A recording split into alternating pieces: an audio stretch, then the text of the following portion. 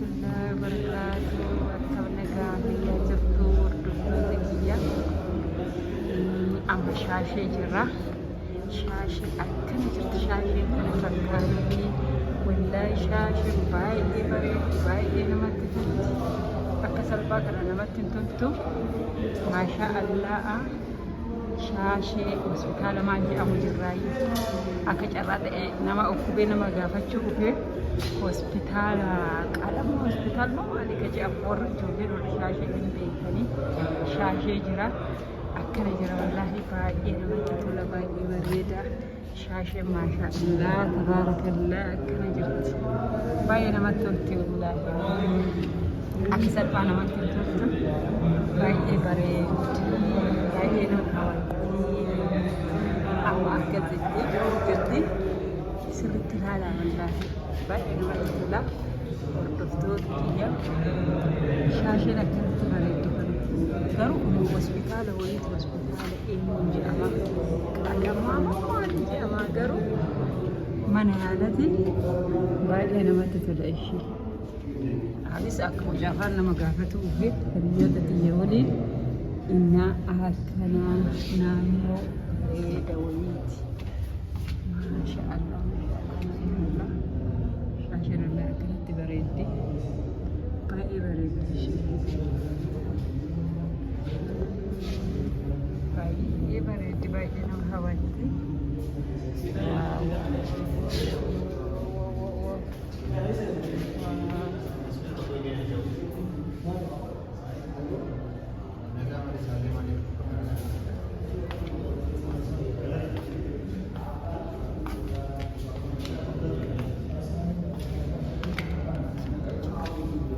لا أريكم أن تقدسنا مجرى.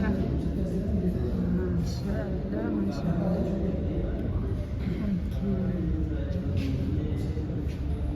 أكسب فلسنا منه شاشة الكنيزرتي.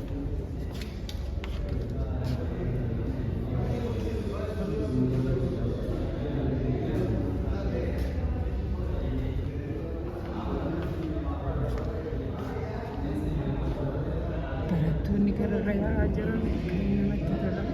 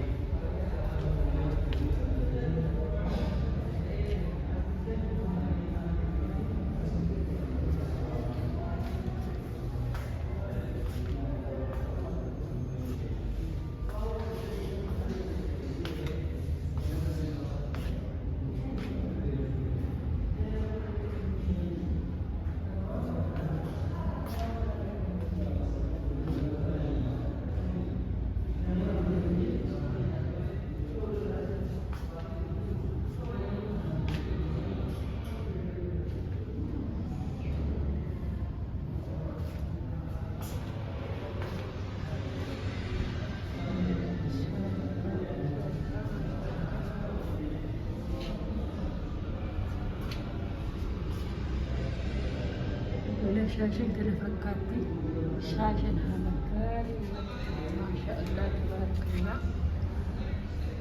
ما تجلدي تريزر شاشة مركزي لا إله إلا الله كانت مريدة والله مركزي أخذت جسنا مجال.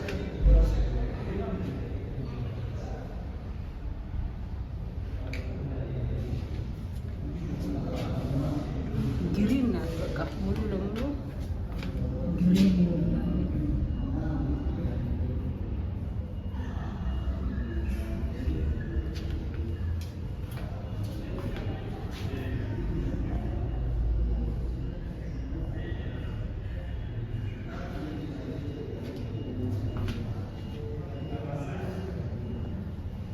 والله ورفتك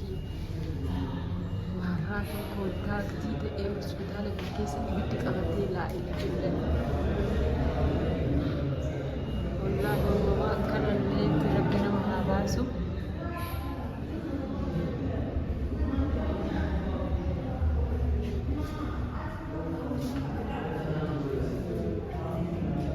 balaan taane rabbi nama haa irraa nama haa eegu. Namni yookiin dhibameetiin fayyaa yaalamu yoo deemu wanta hin taane nama gurramu wallaahi baay'ee namatti ajaa'iba. Asuma keessatti ibiddi qabatee hunduu bashitanya ofii baatee kunuunsiisa wallaahi laa ilaaha illallah jechuun wallaahi dhibeenuu wanta biraatii deebi'ee ture. Alhamdulillah yaa wanti namarra ga'u marti onnuma rabbi waan ta'eef qadaruma rabbi waan ta'eef rakkoo qabu. Garuu ta'ullee yeroof nama rifachiisa jechuun malee qadara rabbiiti wanti hundinuu wanti rabbi nama rabbi dandare kana fakkaataa hin jedha. Yen doktor Qalamaa jee doktor Guddin Arsii lixaa magaalaa Shaashamannee alattoonni Shaashamannee kana yoo ilaalan akka baay'ee Shaashamannee baay'ee guddattee jirti. Irraa gammadanillee akka salphaa Shaashamannee akka salphaa guddatu baay'ee namatti tolti. Haala kanaan jechuudha. Garana jiran isaanii edaa sunni. Koi ati maal barbaadda mee kottas? Maa uftee ati as? Mee kot? wanti gara dubbiin akka tasaa hospitaala namni kubeeti nama kana nama hospitaala kun hospitaala guddaadha abbaan dhuunfaati garuu hospitaala doktor Qalamaadha magaalaa Shaashamanneetti argama. Ganda meeqa keessa argama? Ganda duwwaa tokko keessatti argama. Duwwaa? Ganda duwwaa tokko keessatti argama. Duwwaa tokko keessatti asirraa akka biyyattitti akka Oromiyaatitti manna haalaan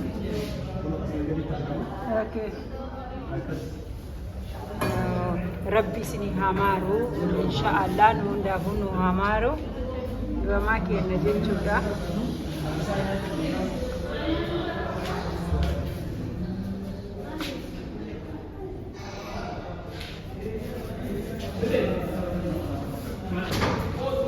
Indeed.